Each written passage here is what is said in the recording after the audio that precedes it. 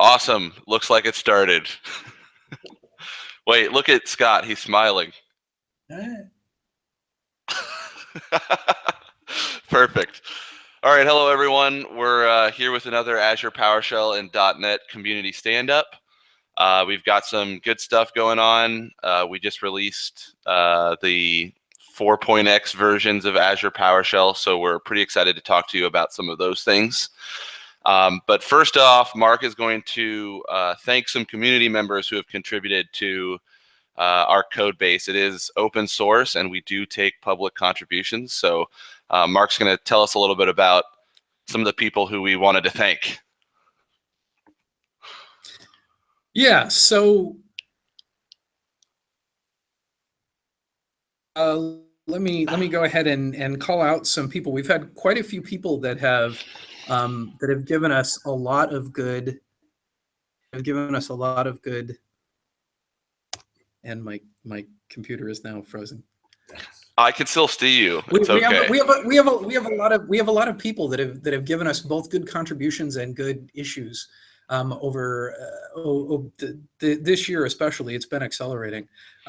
So we wanted to call out there were three particular people who, two of them have made significant contributions this year, and then a third one has filed some really on-point issues, a couple of which are resulting in new releases that we'll be talking about later. Looks like my screen continues to not be responding, so I'm not going to be able to show what I wanted to show. That's okay. It could be worse. So anyway, we will help people out specifically next time when we deal with our technical issues. Cool. Sounds good.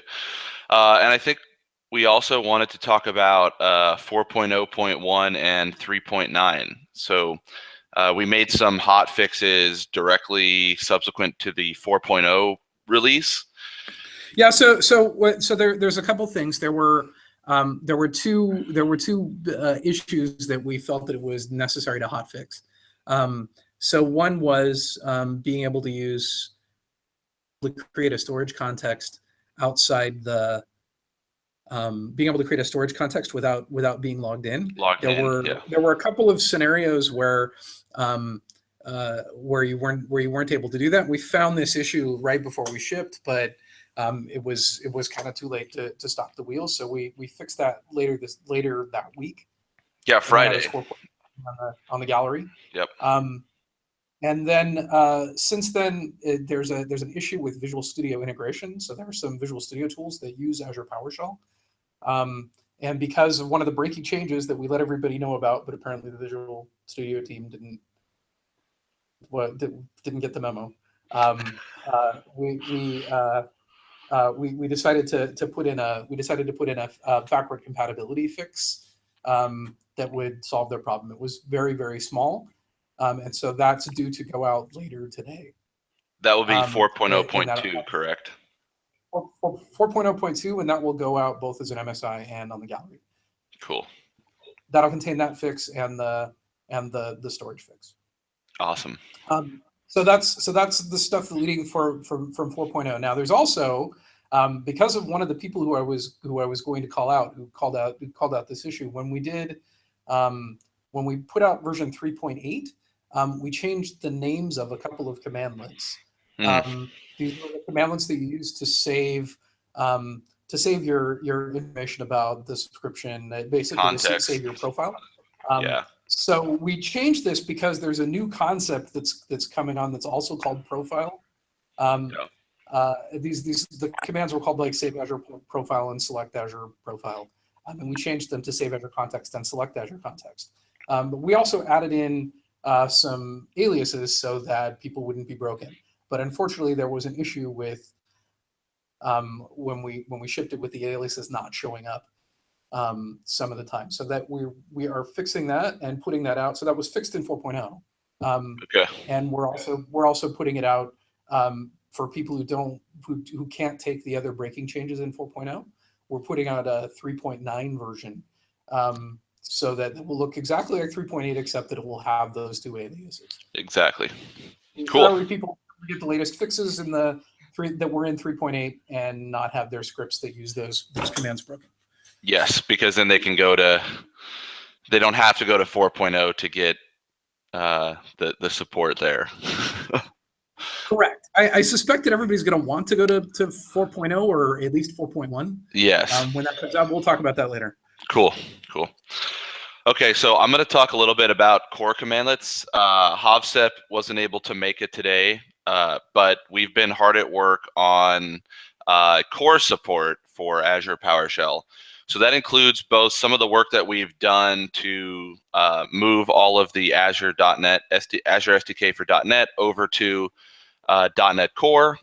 And then we're now building some of our commandlets against those new .NET Core versions of the Azure SDK. So I actually have a short video here that I'll talk through about some of the core commandlets that we have. And hopefully next time we can get Havsep to come and show some of the even more features that we're adding over in the core land of the world. So, oh, there we go. That worked. Shared my screen. Cool. So I'm on my MacBook right now, and you'll see that it's Mac, and I'm gonna actually use Docker to run a PowerShell core version inside my Mac in Docker. So you see that I can actually use the Windows command dir. I can use the Linux command inside PowerShell uname to show that I'm in Linux, and then I can also use ls since I'm on a Linux machine. And then finally, because I'm in PowerShell, I can use get child item. If I get the module, you'll see, especially when I list available, I haven't loaded the modules, but they are, I haven't imported them, but they are on the box. So I can log in and use device login. Many Windows users may not be familiar with this login, especially if you use Azure PowerShell all the time, but that's kind of how we like to have people log in whenever they're on a non-Windows device. It's easier that way. So I can get my subscriptions. Tab completion works. I'm getting some feedback from you guys, I think, by the way. So I could select my subscription just like I would on Windows. And then I can also list my VMs, just like I would on Windows. And the thing that's nice about Azure PowerShell is that it's just built on PowerShell 6.0, which has all of the same types, like the object system that you're used to in PowerShell. So I can put our responses in objects. I can call get member and see all of the .NET Core methods and properties on those objects. And I can use them just like I would on Windows using semantics. And then finally, one of the biggest reasons why the PowerShell 6 team is bringing PowerShell to Linux and Mac is the fact that some users of PowerShell on Windows want that same functionality. And so we can actually do all of the things that we've done before by actually piping to where object, piping to sort object.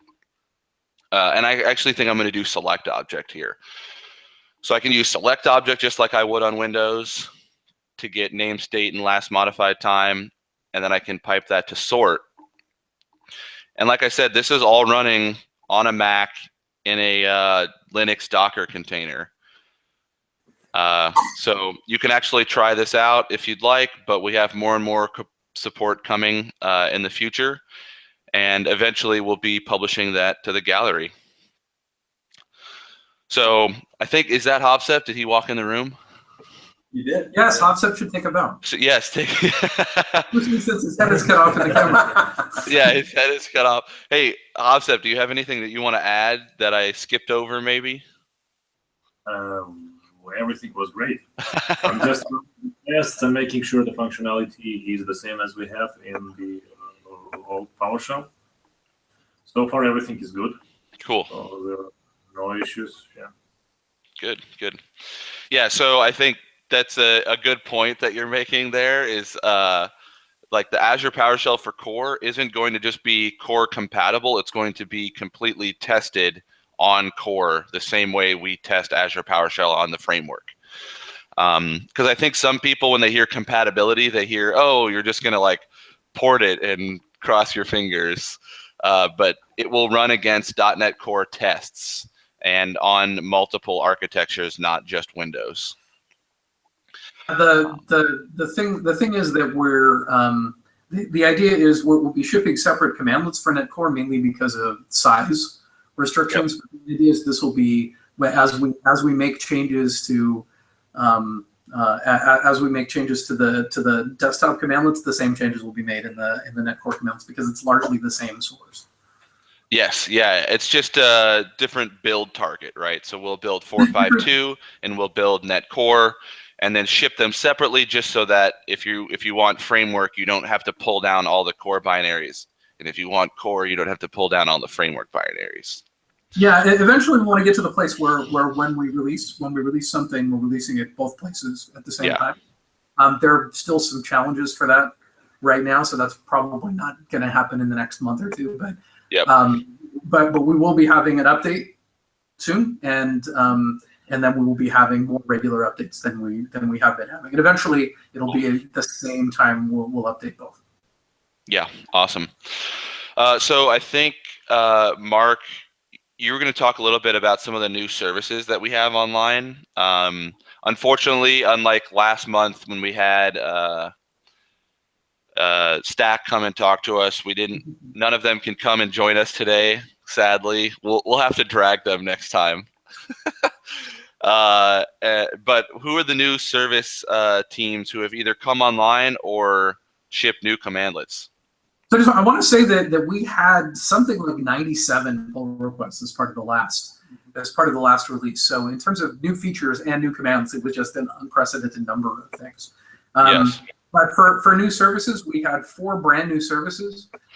We had Service Fabric, which came out with their first set of commandlets. We had Azure Container Registry came out with their first set of commandlets. We had Service Bus Relay come out with their first set of commandlets, and then Billing Consumption. So the consumption APIs and billing all had new modules with new commandlets that haven't been out there before. So it's great new functionality that people should check out. And yeah, we should have the people come by and talk about their services next time. So yeah, awesome. And then I think you also want to discuss a little bit about the migration guide that we have on GitHub.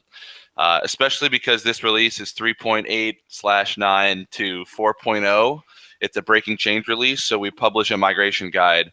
Many users will have noticed some of the warnings that were displayed in PowerShell as they used some of the commandlets that were either being deprecated or deprecated functionality, or just changing in some way or another.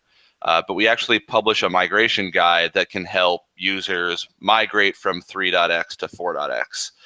So Mark, are you able to share your screen? If not, I can share my screen. And let me try. All right, here we go. And there was an attempt. Can you actually? That attempt failed. It's the same. I think it's the same thing. My Chrome's just acting up. So you can go ahead and show it, and I can talk. Yep, let's do that.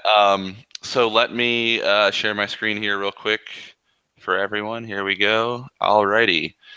And I don't know how you guys normally get here. I just type in the URL because that makes it easier for. Oh, I'm on my branch. There is an AKA link for the migration guide, which we should probably send out. Well, I can put that in the description. What is it? It's included in the release notes.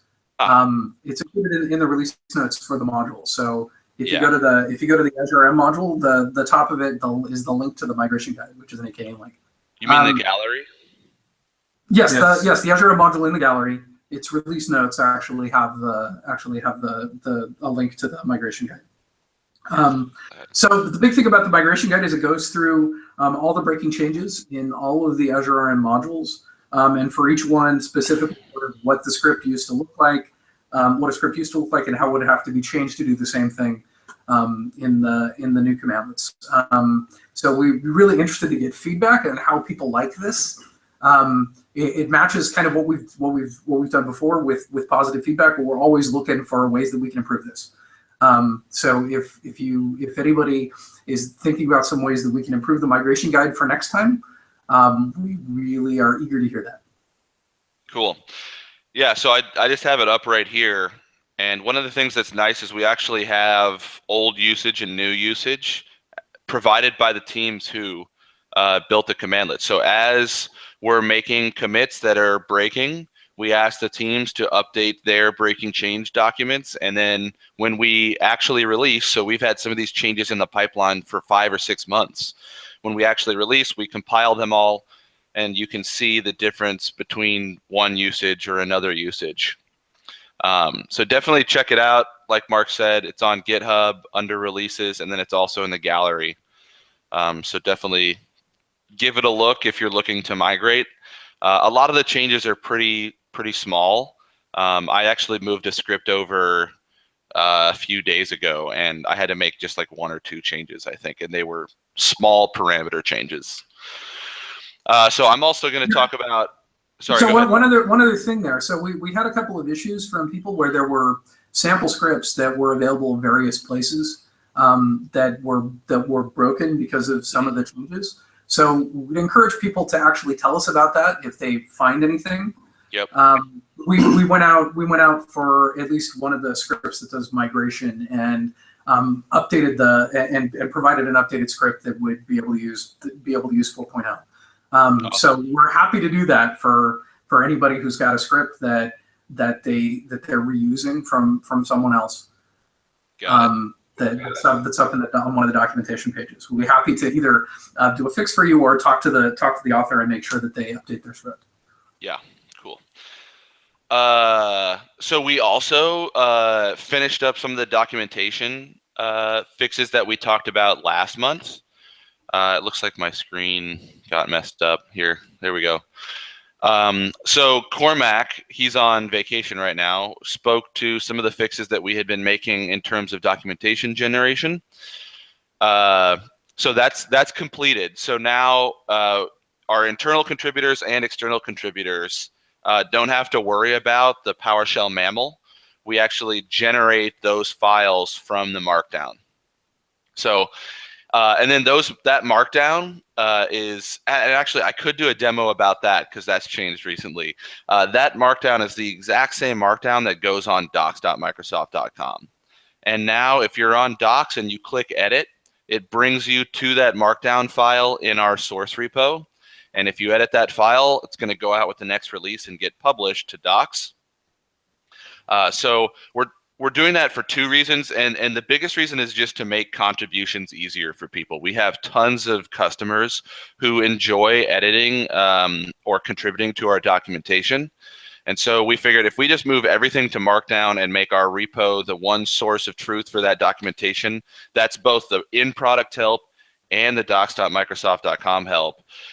We can make it way easier for people who want to make those contributions without strife or strenuous activity. You just have to edit the Markdown, and we'll do the rest in that pipeline. And then one of the other things that went out with 4.0 is the send feedback commandlet. And the devs over there are going to make fun of me because I wrote it, which is exciting. What they don't know is that I was a dev for like 6 years. So I'm not like terrible at it. And every time you're chomping at the bit to destroy my PRs, and the code is like, it's okay. It's not terrible. I don't know, Scott, any comments? Nope. I did have an extra space. What'd you say? I'll behave myself. I think I had an extra space on line 59. That was one of your comments, right? Yeah. The random white space. Random white space. So we do encourage you. I'm going to put it in the descriptions as well. We added a send feedback commandlet. It asks you a few questions about Azure PowerShell.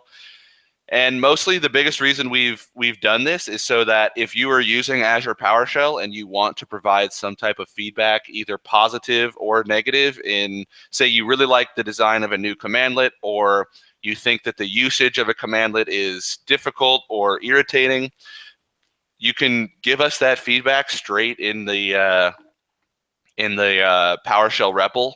just type send-feedback, and we'll ask you a few questions and ship that feedback to us. The nice thing there is that we can compile all of that at once as we do new experiments and things like that, and pivot quickly. Rather than sending out surveys, we're making it easy for the community to send their feedback anytime they think about it. It doesn't have to be part of an official survey or anything like that. So please check that out. I encourage you today to send us feedback just in general, even if you don't have anything specific. Go ahead and fire that off, give us some feedback, let us know what you think. And then I was going to show, so this is the Azure PowerShell and .NET Community Stand-Up. A few weeks ago, I showed, and this, I'm getting to hog everything since I have screen sharing powers that nobody else seems to have. I showed some of the PowerShell documentation last week. Was it last week or the week before? But we actually have brand new Azure SDK for .NET documentation. So definitely give this a check. Let us know what you think. You can add comments.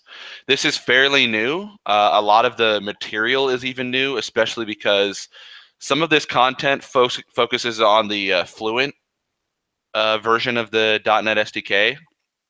So we'd really like to get your feedback on the completeness of this documentation and whether there's anything that you as the community member or you as consumers find either confusing or not laid out well, because we're definitely iterating on this documentation daily. And maybe next time I'll bring in Cam and Sean. We should do that.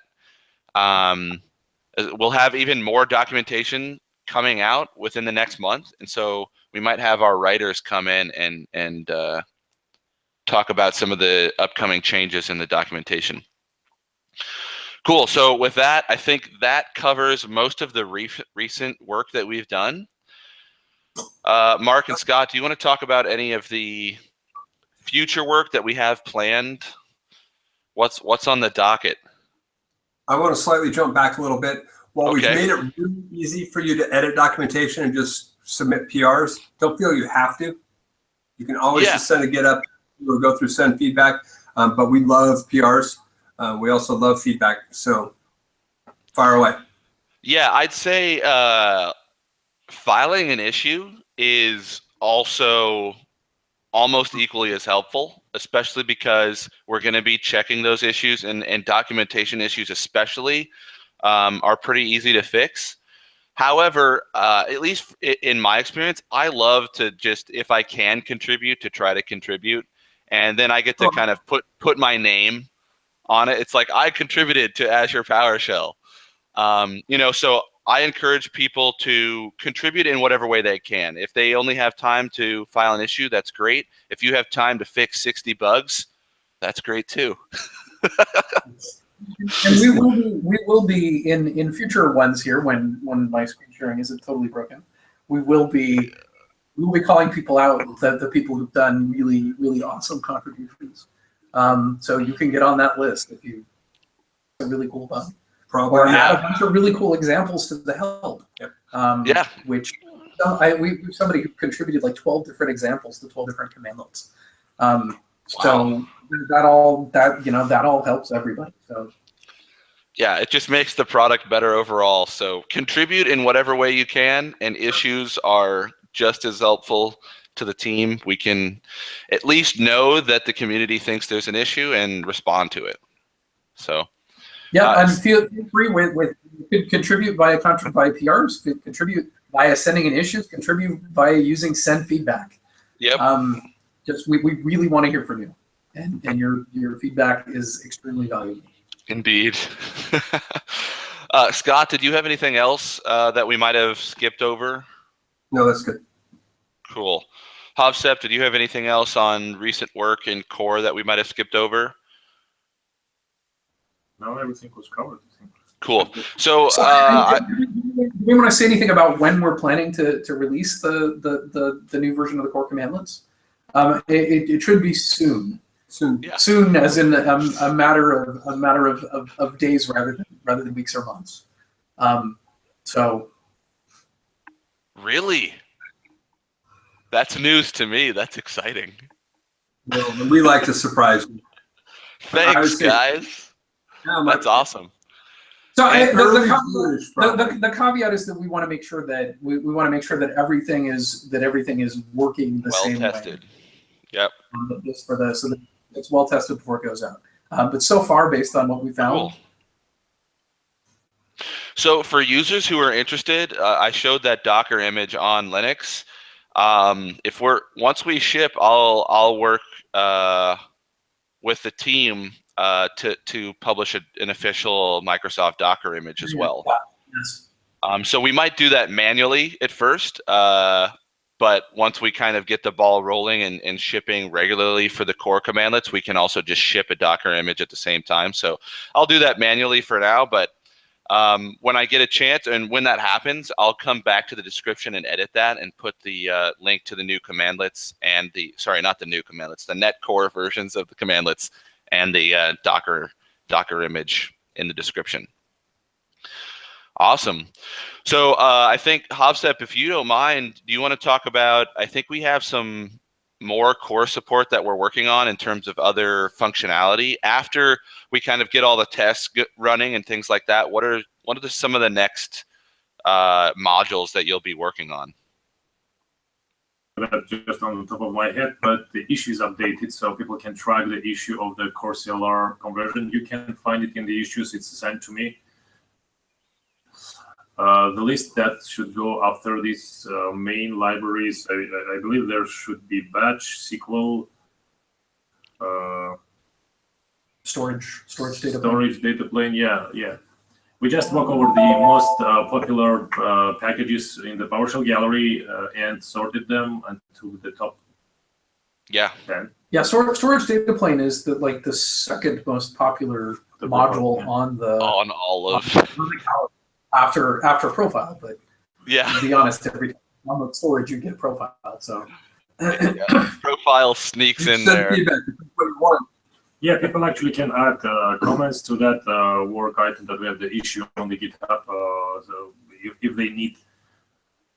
if they ask for other libraries that are critical for their scenarios, we will consider this priorities as well. Awesome. Thanks. Yeah. Very cool. So, and then I think the last few things we wanted to talk about was some of the other future work going on. So, Mark, did you want to talk about profile persistence and error details? So, two things. One, it's been a long time coming. We expect that soon we'll be coming out with profile persistence by default. So that means that so we did a bunch of the work that was required for this as part of the 4.0 release. But the idea is that when you move from one session to another session, every time you open up a PowerShell window, you will be able to come back to the credentials and the subscription basically the place where you were before the last time you closed the PowerShell window. So we plan to allow people to disconnect if they want to disconnect and get the same experience that they have right now. And we also plan to have a very simple mechanism for switching between a few different contexts. So if, for example, you have like an account that you use at home, have an account that uses an MSDN subscription, and then you can use that, and there'll be a single command where you can switch back to the account that you use at work. Awesome. That's fantastic. So we'll be talking about that much more next time when hopefully we'll be able to demo it. Yeah. So, and the way I view this is kind of, it's especially for people who use Visual Studio, it's similar to that experience where, you can log in up at the top and you have an account that you can log into multiple, but you can also switch the context so that when you go to the Cloud Explorer, you're seeing just one context and then you can swap them if you'd like. You can see all of them at the same time as well. But in this case, it's kind of like swapping those contexts so that all of your Azure resources that you're accessing inside of VS are just from that one account, which makes it a lot easier to keep yourself separated from your two worlds. Cool. Yeah, or your end. Sorry, go ahead. Sorry, nothing. Or your end worlds, not necessarily coup. Oh, Your N worlds, very valid argument. Good. Your 7 personal accounts and your 3 work accounts.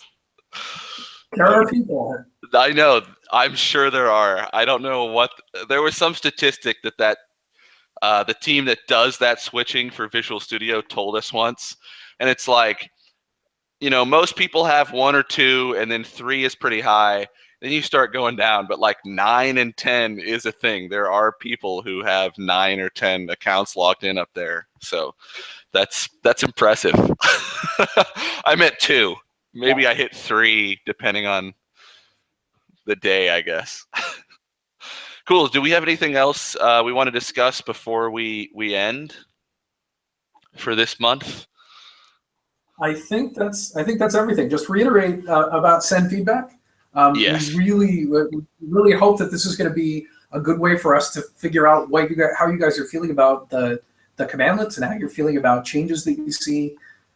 So please, since it's a commandlet, it should be really easy to use. Please, it is. Yeah. Please use. Mark, I've got an idea. Sorry, go ahead, Scott. Both positive and negative, right? Positive is going to help us continue to do the things or make everybody conform to those types of things, and negative will be corrections. But all of the above is very valuable to us. Very valuable.